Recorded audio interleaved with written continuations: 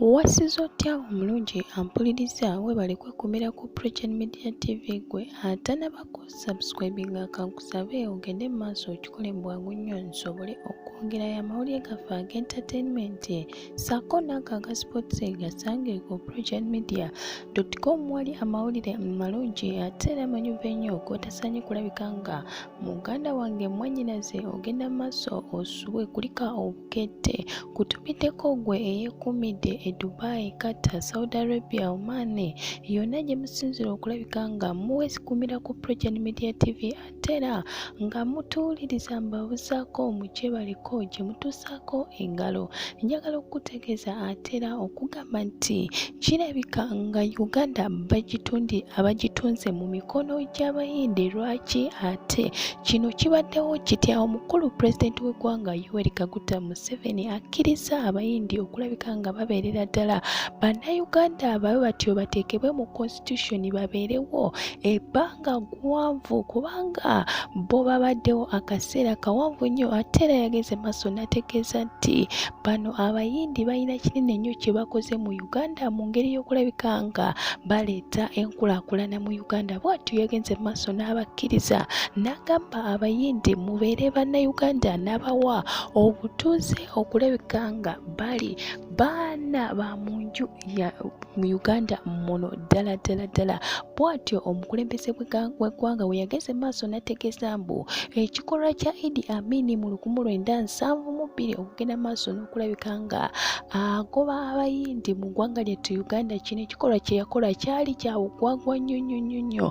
Yali badde kyattakikola era bw'atyo n'avumirirwa enkola eno ey'omukulu ono Idi Amin okukwata Abayindi n'abagoba n'abatwala. Kinajjukirwa nti Abayindi bano buli Idi Amin we yabasanganga n'abagamba bannange munajjukira nti n'abamu yabakwata bwe batyo ne bafiira mu mazzi oluvannyuma lw'okulabika nti badduka buddusi. Naye ate ekyenjawulo ku pulezidenti w'eggwanga Yoweri Kaguta Museveni yagenze maaso n'ategeeza nti Abayindi bano balungi nnyo bakoze enkulaakulana y'amaanyi nnyo mu ggwanga lyettu Uganda. Bw'atyo n'agenda maaso n'akkiriza basobole okulabika nti bafuukira ddala bannayuganda wano mu ggwanga lyettu Uganda. Abantu abasinga bavuddeyo ne boogera ku nsonga eno ne bagamba nti omukulu ono ayagala kulabika nga nate yeeteekerateekera ebyokulonda mu 2026 basobole okulabika nga bamuwa akalulu. Ate abamu bavuddeyo ne bategeeza ne bagamba nti naye bannange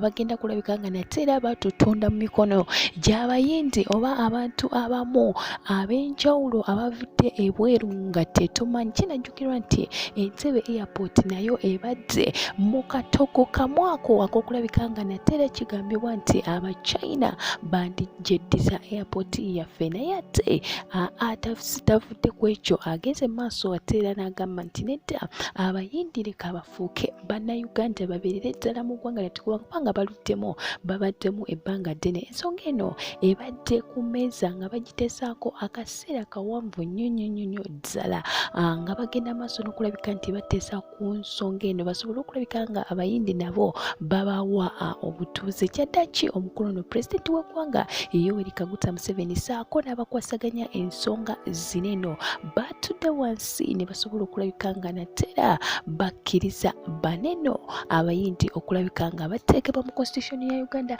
bafuuke abannayuganda. Ki ekiddirira kye ngenda okuleeta? Weekuumire ku Pregen Media TV, amawulire ge tulina mangi nnyo tosaanye kulabika nga nate era ogenda maaso ogasubwe kanzije.